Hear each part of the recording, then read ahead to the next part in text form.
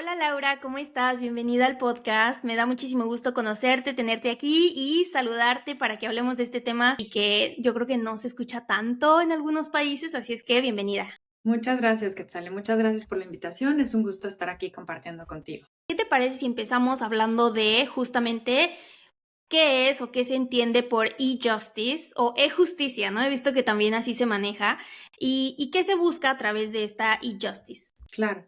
Pues mira, es muy sencillo, ¿no? O sea, la e-justicia es básicamente mejorar el acceso a la justicia a partir de las tecnologías de la comunicación y de la información. Entonces, es así de simple, pero tiene muchas complejidades, ¿no? Entonces, digamos, en español, e-justicia es como justicia electrónica, así como el e-gobierno es gobierno electrónico, ¿no? Y la Unión Europea la define como un recurso de las tecnologías de la información y la comunicación para mejorar el acceso a la ciudadanía, para la eficacia de la acción judicial y para, básicamente, y esto es importante, toda controversia o todo conflicto legal. Y esto es importante porque nosotros entendemos el acceso a la justicia o el derecho de acceso a la justicia, ¿no? Como este proceso en el que una persona accede a una garantía judicial jurisdiccional o parte del Estado, ¿no? Y tiene una resolución que refuerza el Estado de Derecho. Pero la definición, digamos, que se ha adoptado en algunos organismos internacionales está más relacionada con el camino a la justicia. Es decir, desde el momento en el que una persona se enfrenta a un problema legal, es decir, estoy en mi casa y se cayó encima el árbol del vecino y entonces generó daños. Desde ese momento, ¿a quién accedo? ¿No? Y entonces, por ejemplo, el World Justice Project nos ha dicho, bueno, es que el 80% de las personas, no, el 70%, 80% dependiendo si es el Global North o el Global South, ¿no? Estamos entre el 70 y el 80% de personas que no llegan, de hecho, a un aparato jurisdiccional. Entonces, a diferencia del acceso a la justicia entendido como corte solamente, la definición nos sugiere que hablamos de este camino a la justicia, ¿no? Que también hay metodologías que han medido una y otra vez qué pasa con las personas cuando tienen un conflicto legal. Y esto es importante también porque la injusticia y esta definición de injusticia de la Unión Europea también ha sido abordada por México, ha sido incorporada dentro de las políticas internas de los poderes judiciales en algunas guías que no son obligatorias, pero que son como manuales internos que definen algunas finalidades, por ejemplo, en el Consejo de la Judicatura Federal, ¿no? Entonces, este concepto se enmarca en varias cosas, ¿no? O sea, es una definición, pero sobre todo es un movimiento, ¿no? O sea, tiene que ver con la Meta de Desarrollo Sostenible 16, que es cómo mejoramos, cómo creamos sociedades más justas, ¿no? Y con la justicia abierta. Entonces, es bien importante tener en cuenta esto, ¿no? Para que sí es la injusticia y yo diría también, a veces nos ayuda a saber qué sí es y qué no es, ¿no? Entonces, yo diría que no es la injusticia la digitalización de procesos. Es decir, muchas veces creemos que la injusticia tiene que ver con lo que tengo en físico, lo paso al digital y entonces ya es injusticia. Y es bueno saber, claro. Sí, pero la pregunta ahí sería, ¿realmente estás mejorando el acceso a la justicia a partir de esa digitalización? ¿O se está generando una barrera incluso mayor porque al duplicar el proceso se hace más lento todavía? Entonces, un poco la idea de la injusticia, estos movimientos, ¿no? Que implica la justicia abierta, la Meta de Desarrollo Sostenible 16, todo el movimiento de cómo mejoramos y cómo generamos un puente entre esta brecha del 80% de las personas que no tienen acceso a la justicia en el mundo. Y eso implica que esta tecnología no es por sí misma solamente la digitalización, por un lado, y también implica un cambio de paradigma. Entonces, por ejemplo, se han estudiado los grupos de trabajo de la ONU, de la Meta de Desarrollo 16, específicamente relacionados con la justicia digital, ¿no? Con digitalización, con estas tendencias de innovación a nivel internacional en innovación judicial. Lo que han enseñado o lo que han encontrado es que implica un cambio de paradigma, ¿no? O sea, implica no solamente digitalizar, duplicar, etcétera, sino implica desde esta perspectiva, ¿no? Desde esa perspectiva como de los estudios internacionales más, pues más diplomáticos quizá, ¿no? No tanto normativos, sino más como empíricos, es el cambio de paradigma que implica de digitalización de procesos a resolución de conflictos en línea, ¿no? Es decir, tenemos el expediente electrónico, la firma electrónica, no sé, todos creemos que eso es la digitalización, que eso es la injusticia. Y sí, puede serlo o puede no serlo, porque a lo mejor pensar en injusticia nos implica pensar en servicios de justicia en un solo paso, que yo a partir de darle un clic a, por ejemplo, Códex de la Unión Europea, no importa en qué parte de Europa me encuentre, puedo encontrar tanto la información como acceder a un juzgado si yo estoy aquí en Países Bajos, en España, ¿no? Entonces, esto es justicia en un solo paso, cambia la modalidad, ¿no? De, bueno, a ver, ¿quién es el juez competente? ¿Dónde voy? Primero llevo mi demanda, luego notifico. ¿Cuáles son las partes? O sea, todo este proceso que está pensado en papel, al pasar a hacer justicia digital o e-justicia, justicia electrónica, ¿no? Lo que implica es cómo repienso el proceso para que realmente sea más fácil para las personas a las que está obligada a servir, que son principalmente la ciudadanía. Entonces es cambiar este paradigma y es cambiar también la forma de entender el derecho, ¿no? Entonces, por ejemplo, nosotros pensamos en códigos y precedentes, ¿no? Entonces, ¿cómo encontramos la información legal? Pues en códigos y códigos y códigos que tienen muchos artículos que hablan de manera muy compleja, o en precedentes que son sentencias y sentencias y sentencias, que son millones de sentencias, ¿no? Y que tienen 500 páginas cada una dependiendo de la jurisdicción en la que te encuentres. ¿Cómo cambias estos códigos a información centrada en la concientización sobre los derechos?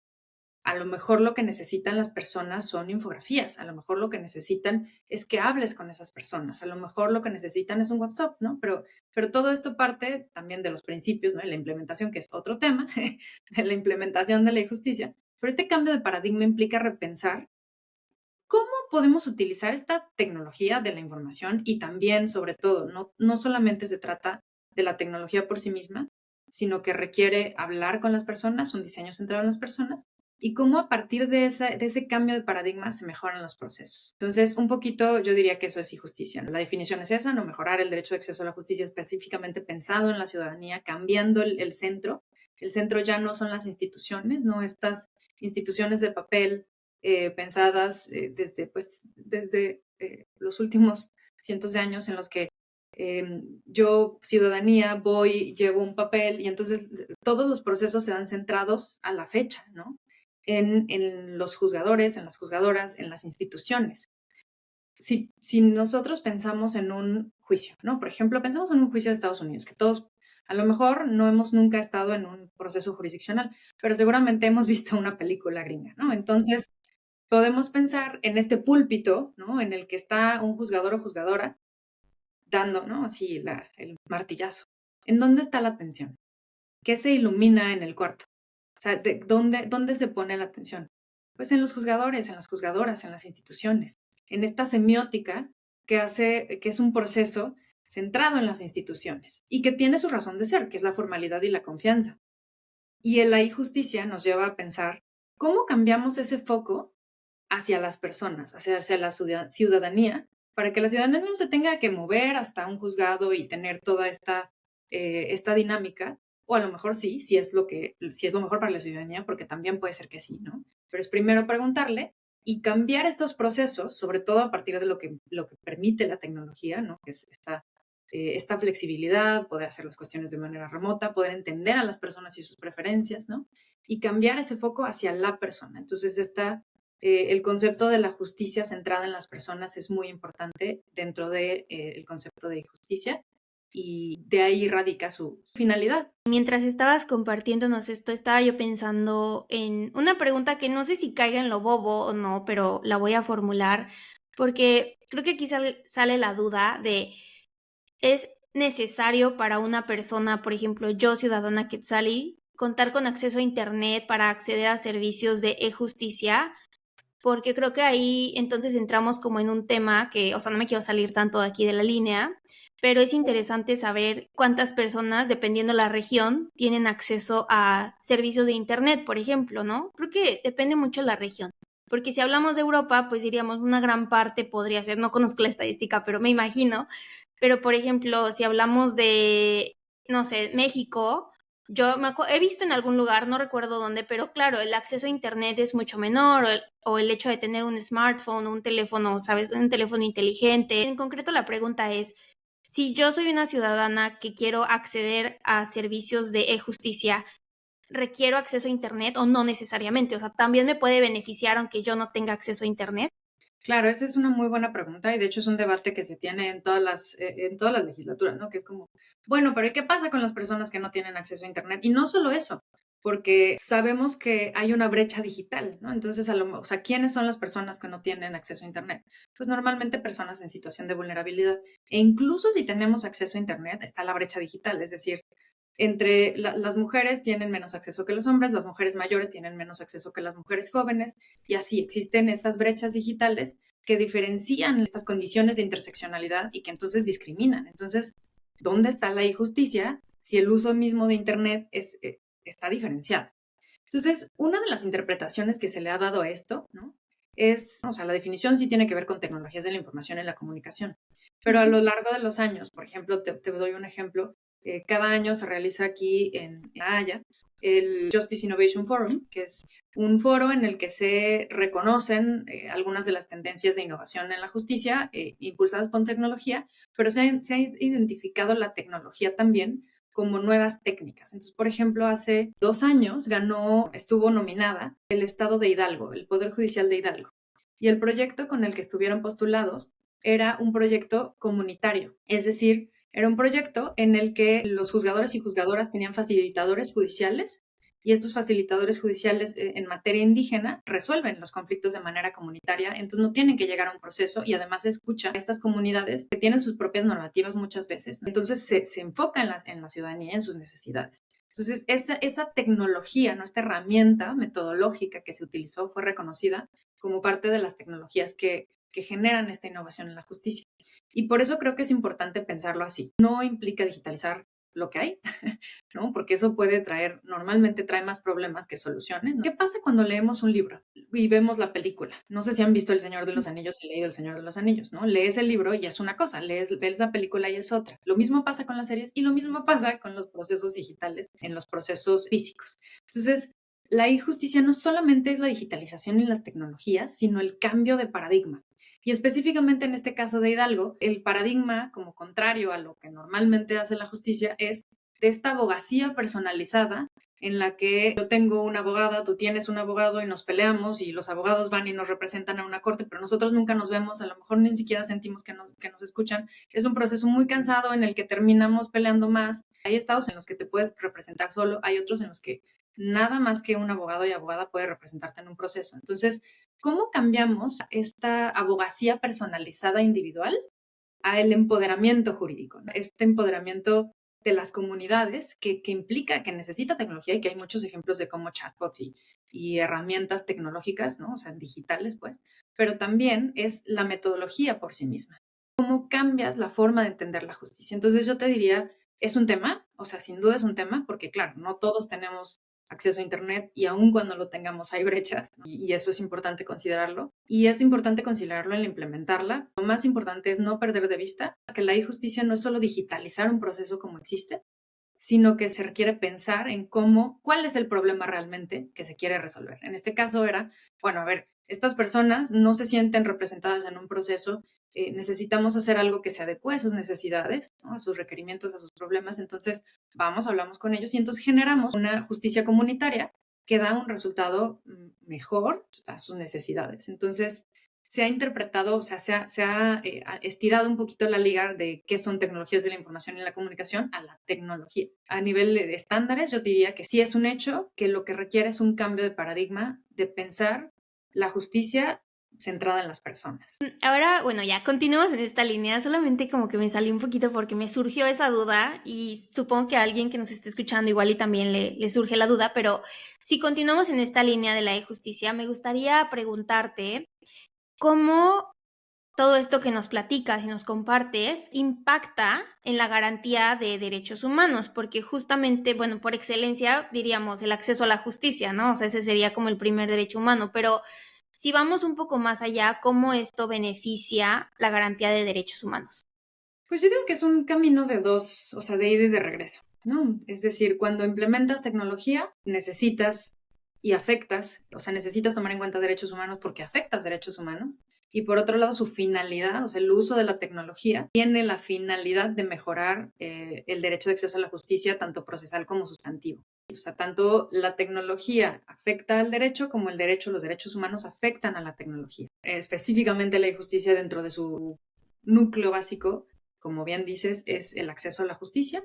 Pero recordemos que el derecho de acceso a la justicia es un derecho muy complejo, como todos los derechos, ¿no? Y que son interdependientes, relacionados, bueno, universales de acuerdo con el contexto, ¿no? Pero que en su core, en su centro, está el derecho de acceso a la justicia, que implica al menos, ¿no? Esta entrada, este derecho a un tribunal independiente, este derecho a un juicio justo que tenga un debido proceso y a una resolución conforme a derecho. Y si vemos como todos estos pasos que implican las garantías judiciales, podemos ver cómo implementarla y cómo también se viola. Voy a dar un ejemplo de Cleros Courts, ¿no? Que seguramente, bueno, yo estoy segura que tú lo has escuchado, el público, si no, les contamos qué es. Son cortes basadas en blockchain y son jurados en los que yo me someto a un tribunal digamos, arbitral, ¿no? Formado por personas alrededor del mundo.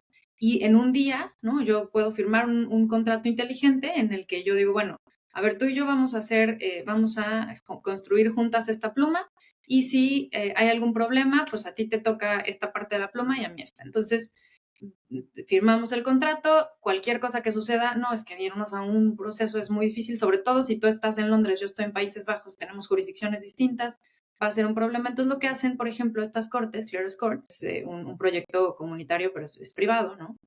Porque hay cortes privadas que resuelven conflictos.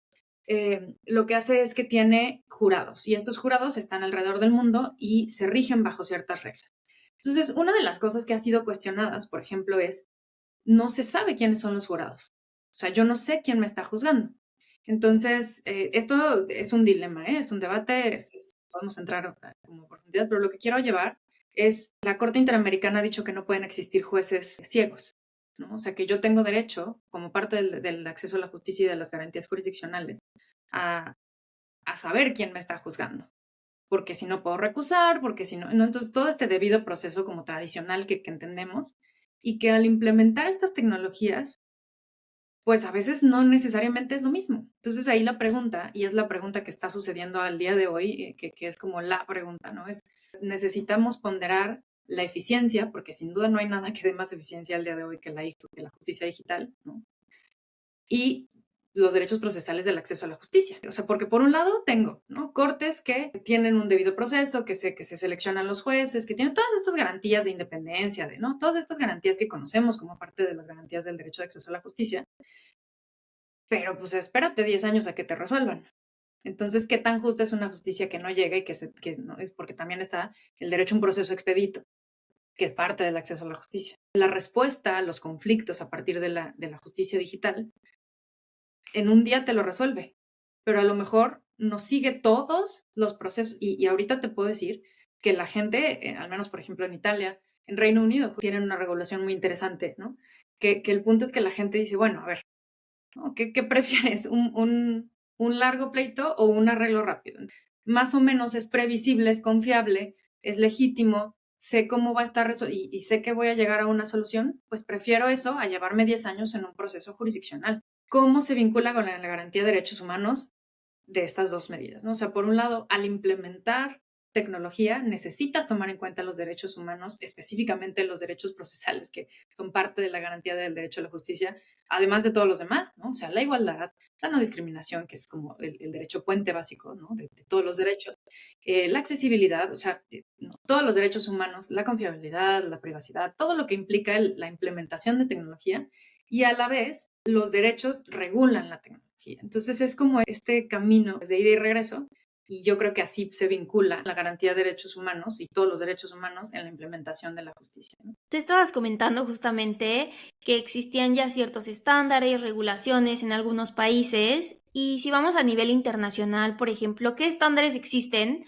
sobre los procesos de e-justicia a nivel internacional, regional o algunos casos, no sé, de otros países que nos puedas compartir? Creo que lo primero es saber que, como lo platicamos, ¿no? O sea, todos los derechos humanos le aplican a la justicia.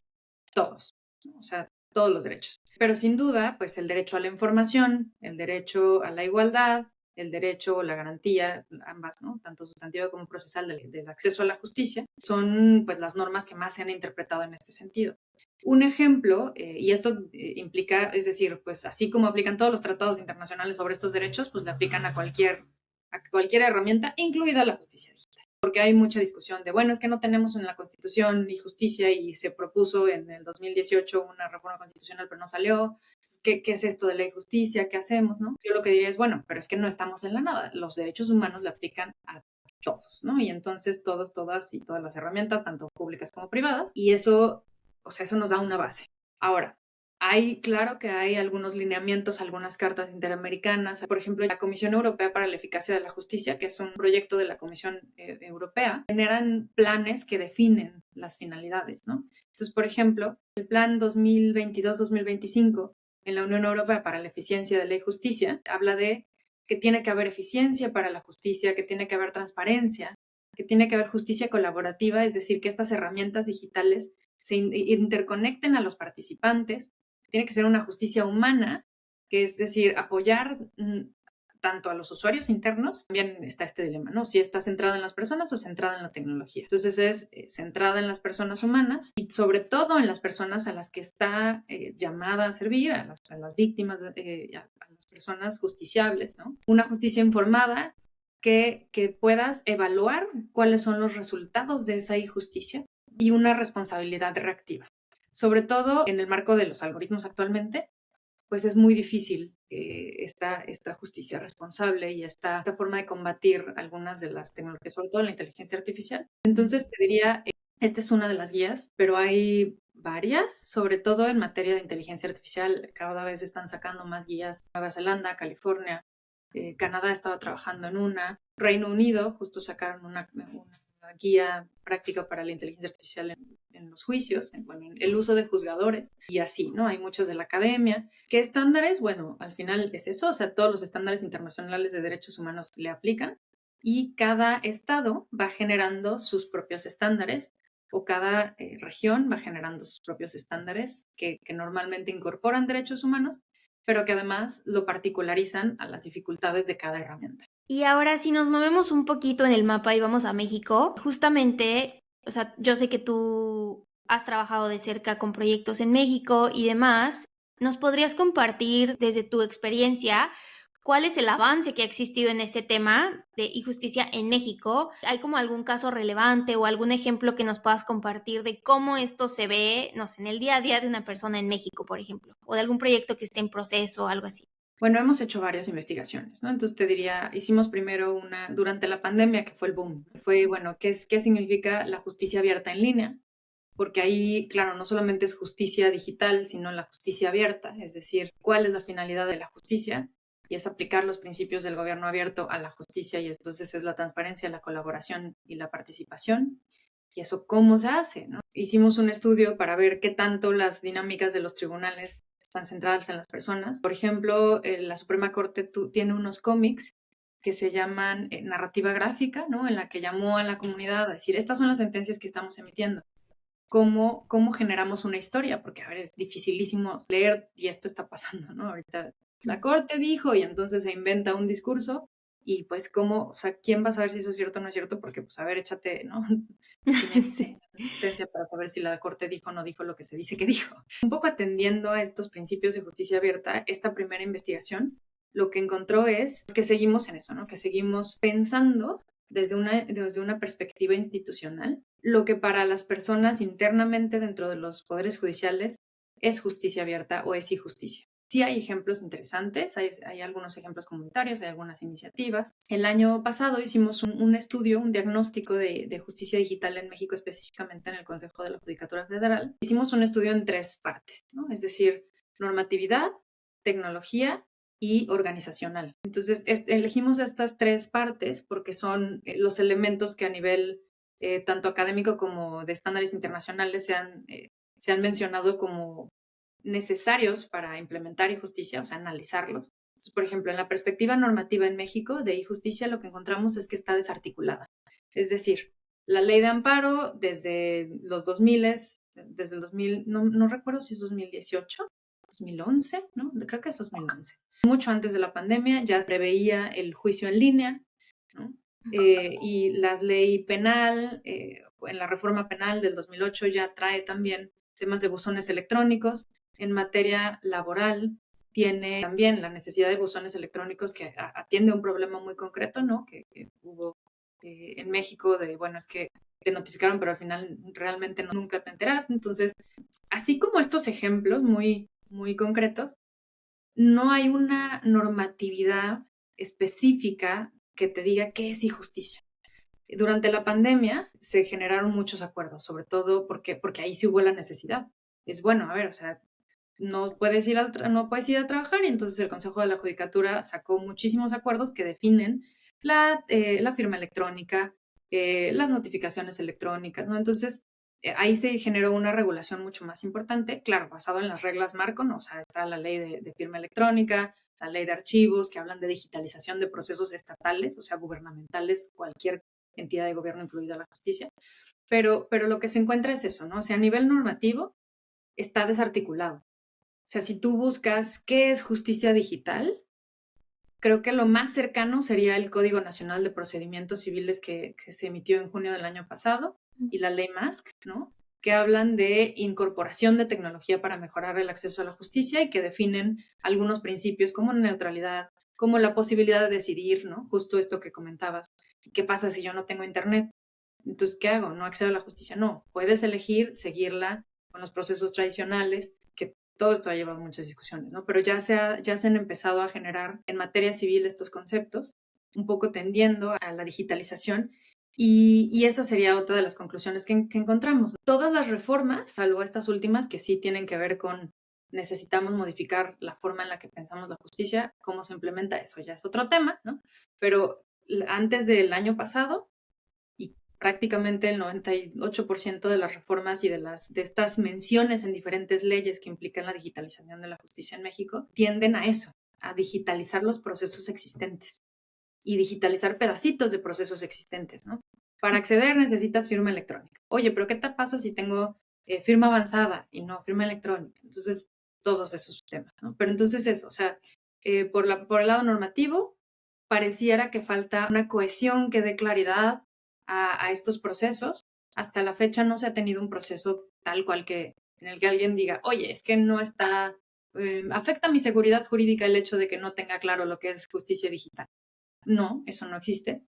O sea, a la fecha, bueno, yo no conozco algún proceso que haya, en el que se haya discutido eso. Por ejemplo, ahorita pasaba, ¿no? En elecciones. Yo notifico a alguien por correo de Hotmail.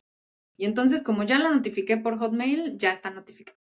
Y entonces la otra parte era, bueno, ¿y por qué no Gmail? ¿Y por qué no WhatsApp? O sea, o sea, está perfecto que lo hagan por notificación electrónica. Y la primera instancia lo que dijo fue, a ver, estás en contra de la justicia digital, ¿no? Porque no quieres que se envíen correos.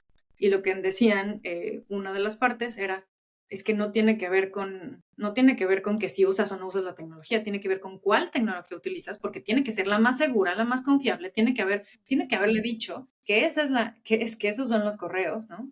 Que en el SAT es muy claro, ¿no? Los buzones electrónicos, etcétera, pero en las otras materias, salvo la administrativa que está relacionada con lo fiscal, no. Entonces, ya hay juicios y están muy enfocados a los procesos tradicionales y su digitalización y lo que esto implica y conlleva respecto a los derechos. Eso es respecto a normatividad. Oye, y aparte siento que toda la implementación de e-justicia también como que obliga, orilla mucho a las autoridades, que al final, ¿quiénes son las autoridades? Personas, o sea, son personas que están en cargos públicos. Y yo creo que también ese es un gran reto, ¿no? Como entenderle como a toda la implementación tecnológica, los procesos y demás, considerando que, o sea, en el servicio público, pues debe haber gente de todo tipo de generaciones, desde tipo mi papá o mi mamá, hasta gente que acaba de salir de la universidad y está ahí. O sea, es como que es algo que me llamó la atención ahorita que estabas comentando todo esto. Aunado a ello, justamente tú nos hablabas de una investigación que se realizó y me imagino que esa fue en tu proyecto de IO Justice. Y me gustaría muchísimo, por favor, que nos contaras de eso porque me llama mucho la atención y es una iniciativa muy interesante. Te he seguido en LinkedIn y veo que publican mucho sobre el tema y que son muy activos en redes. Entonces, ¿nos puedes contar un poco más del proyecto, de qué se trata, qué buscan y qué hacen? Voy a conectar estas dos cuestiones que me preguntas porque están relacionadas. La niñez tiene capacidades que yo no tengo, ¿no? O sea, utilizan la tecnología de una manera en la que yo no la utilizo y yo tengo 33 años. Ahora, para ser un juzgador en México, normalmente tienes que tener más de 35 cumplidos y dependiendo del cargo. Entonces, pasó precisamente en la pandemia que algunos magistradas renunciaron porque dijeron, no, es que yo no voy a hacer esto, o sea, mejor me jubilo. Algunas personas decían, bueno, es elección natural, ¿no? O te adaptas o te vas. Y otros decían, no, es que necesitas hacer algo centrado en las personas usuarias internas y externas. Entonces está todo ese debate. Nosotros desde IO Justice creemos y nuestro objetivo es integrar la tecnología para evolucionar la justicia a partir de empoderar a las personas y no sustituirlas, ¿no? Entonces a ver, tienes un ecosistema, este ecosistema tiene condiciones de interseccionalidad y cómo empoderas a las personas, ¿no? Hay ahorita, por ejemplo, la inteligencia artificial me va a sustituir porque está probado, ¿no? Esto que pasó en Estados Unidos del año pasado. El ChatGPT entrenado por abogados tuvo mejores calificaciones que el 90% de los abogados y abogadas que presentan el examen de la barra en Michigan. No solamente en las opciones múltiples, sino en los ensayos. Entonces, claro, esto en materia civil en Estados Unidos es como, guay, pues hasta divertido, ¿no?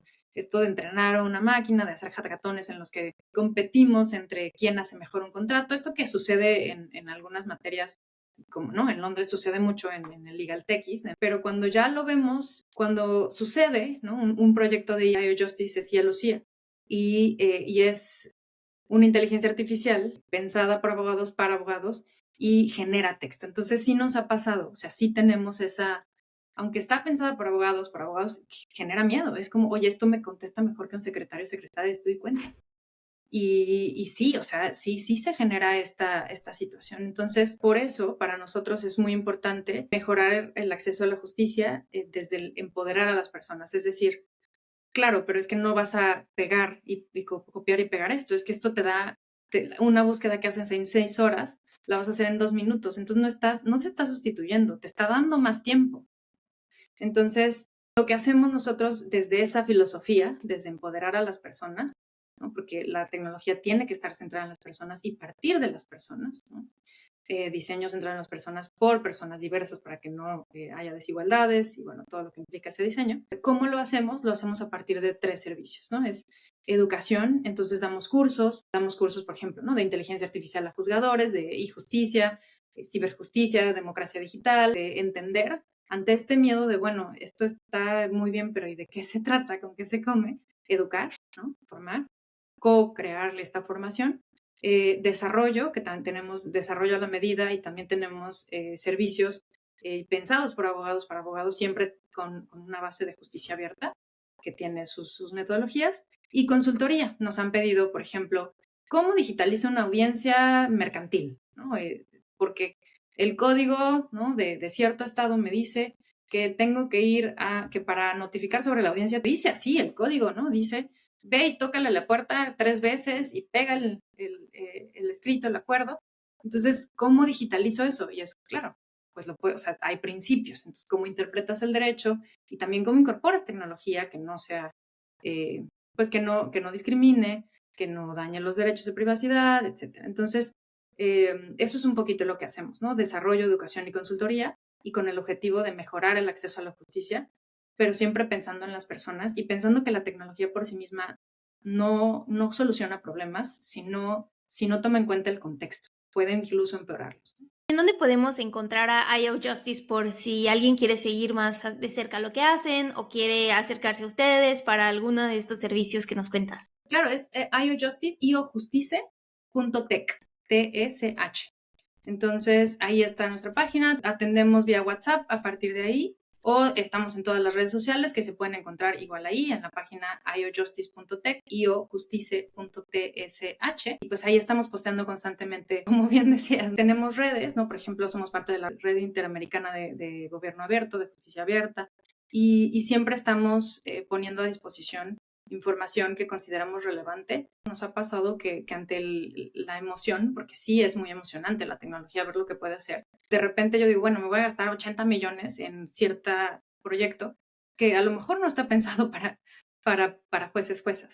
Entonces, lo que tratamos de hacer es compartir información un poquito más especializada sobre específicamente en el sector justicia, lo que la tecnología implica en ese sector muy concreto.